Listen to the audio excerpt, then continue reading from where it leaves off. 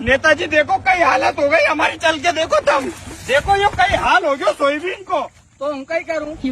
अरे तो तुम थोड़ी मदद करेगा नहीं? काय की मदद? अरे नेताजी तुम सोयाबीन देखवा आया नहीं कि कितो कई नुकसान हो गयो हमारो? मारो तो रोज को यही टाइम पास करबो को रे, कदी ना तो कदी मत चल जाओ। अरे नेताजी ऐसा मत करो, हमने 3-4 महीना बहुत मेहनत करी, हम पैसा लगाया और फसल निकलने के टाइम पे ऊपर से पानी गिर गया तो पूरी खराब हो गई।